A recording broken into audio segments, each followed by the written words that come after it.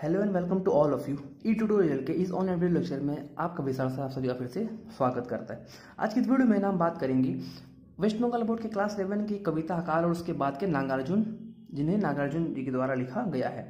इस कविता के बारे में हम थोड़ी यहाँ चर्चा करेंगे। हालांकि नागार्जुन जी जो है वो छायावादी कवि रह चुके हैं, ठीक है। वो छायावाद के कवि थे, ठीक है। हम उसके बारे में यहाँ पर रचना करेंगे बहुत ही, हालांकि यहाँ तो कुछ ही लाइनों का यहाँ पे वर्णन है, हम उसे समझने का प्रयास करेंगे। लेकिन ये बड़ा ही अच्छा और बड़ा ही मर्मिक वर्णन उन्होंने अकाल के बाद की स्थिति का जो है किया। चैप्टर का नाम ही क्या है? अकाल। और उसके बाद अर्थात अकाल के बाद की जो स्थिति बनती है ना, उसी का यहाँ पर वर्णन जो है वो किया गया है।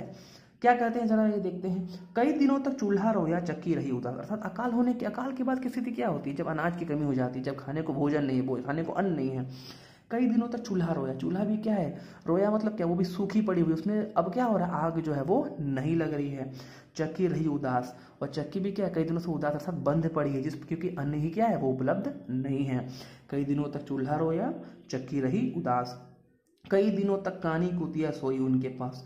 और कानी कुतिया अर्थात क्या कि घर में जो पालतू जो कुतिया थी ना, जैसे आसपास में जो कुत्ती होती है, जिसमें हम क्या करते हैं, हम लोग रोज कुछ ना कुछ खाने को देते थे, वो भी अब भूख से करा रही है। और वो भी इसी उम्मीद में क्या हो रहे, उसी चूल्हे के पास बैठी है कि शायद उसे कुछ भोजन कभी ना कभी खाने को मिलेगा। अर्थात क्या, वो भी भूख से व्याकुल है। कई दिनों तक कानी कुतिया सोई उनके पास। उन चूल्हों के पास क्या है? वो कुतिया जो है वहां पर सोई हुई है। कई दिनों तक लगी भीत पर छिपकलियों की गश्त। और अब तो स्थिति ऐसा हो चुका है ना कि छिपकलियां भी क्या हो रहे हैं? गश्त लगा रहे दीवारों पर, क्योंकि उन्हें भी अब कीड़े मकोड़े खाने को नहीं मिल रहा था। व्यक्ति तो व्यक्ति, इंसान तो इंसान, छिपकली भी क्या हो रहा है? अपने भोजन को प्राप्त नहीं कर पा रहे, ठीक है।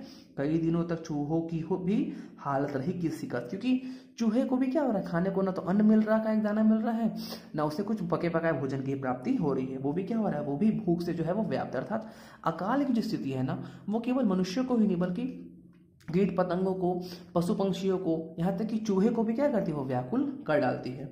दाने आए घर के अंदर कई दिनों के बाद। फिर काफी समय जब बीत चुका है, जब से थोड़ी सामान्य होनी शुरू होती है ना, तो क्या हुआ? घर में कुछ दाने का साथ क्या कुछ अन्न जो है वो आना शुरू होता है। एक काफी समय के बाद, इस काफी परेशानी के जहद के बाद धुआं उठा आग ने के ऊपर कई दिनों के बाद। फिर न जाने कितने दिनों के बाद दोबारा उस चूल्हे में आगों को लगाया गया, भोजन को पकाने के उद्देश्य के साथ।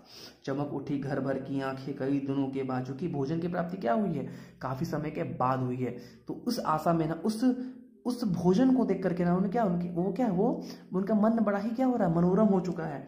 चमक उठी घर भर की आंखें कई दिनों के बाद। कई दिनों के बाद उनको सुख की प्राप्ति जो है वो हुई है। कौवे ने खुजलाई पांखें कई दिनों के बाद। और न जाने कितने समय के बाद कौवे ने भी क्या हुई? पांखें खुजले, अर्थात क्या अब उसे इस आंगन से भी क्या होगा? भोजन जो है वो प्राप्त जो है वो होगा।